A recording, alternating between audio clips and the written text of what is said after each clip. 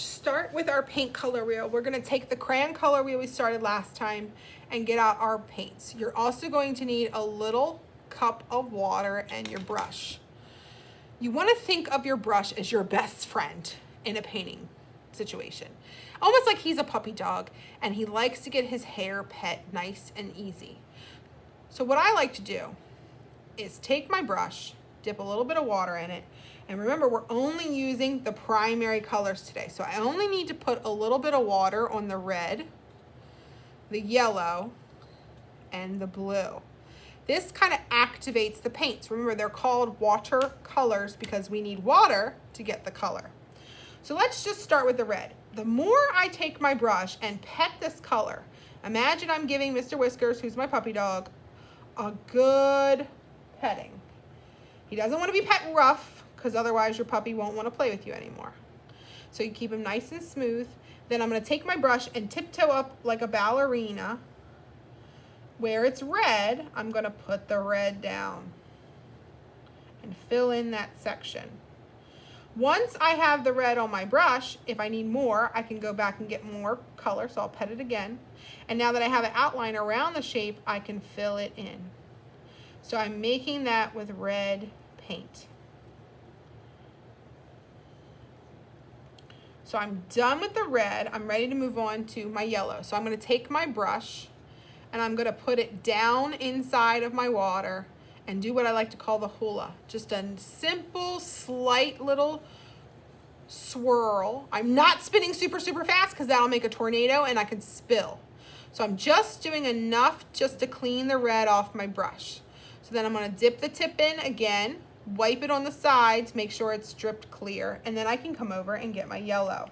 If your brush is not clean, you're going to see your yellow start to turn orange. You do not want that to happen because you might be sharing your paint or you will ruin it, and who wants to ruin their paint?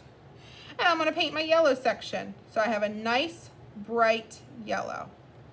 I can go back and get more color. Yellow, it tends to be a little wimpier, so you might need to pet the color a couple of times to get it to show up.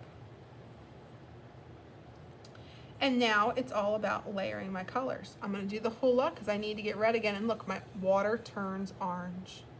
I can go back and get a little bit of red, and I'm going to lay that down in my O section to make my orange. It doesn't need to be as bright as before.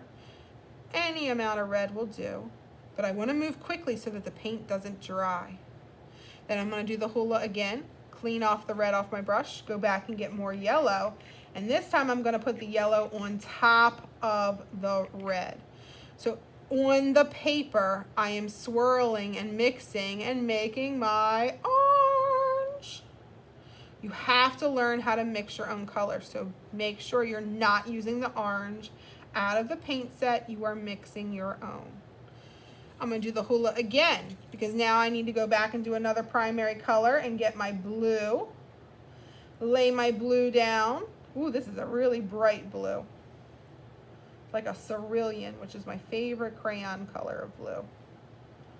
And lay that down.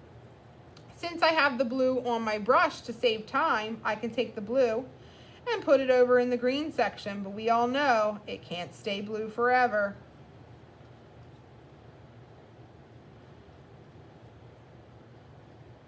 So I painted it, I filled it in so I don't have any white spaces. I do the hula, and look, now that all three primary colors are together, my water is starting to turn brown.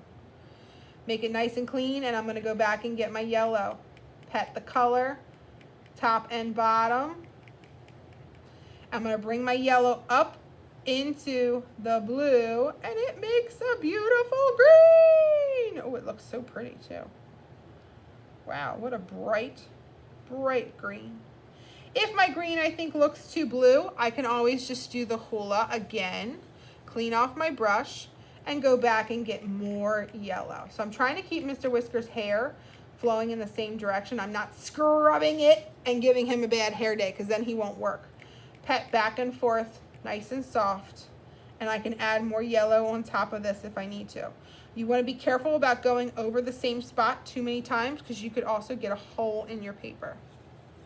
Now, just like mixing the purple was hard to do with the crayon, it can also be hard to do with paint. It's finding a good balance between the blue and the purple. So I'm going to lay down a light layer of blue first. Filling it in so I don't have any white spaces. Now I'm going to do the hula, clean off my brush, and get that red. So when I lay down my red, now I'll start to see it start to turn that beautiful violet purple.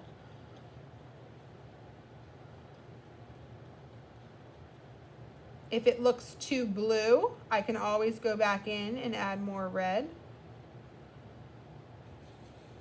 So let's try that. It's looking very blue. So just put a little bit more red on there. There we go. Now I'm starting to see that pretty purple, almost like a plum.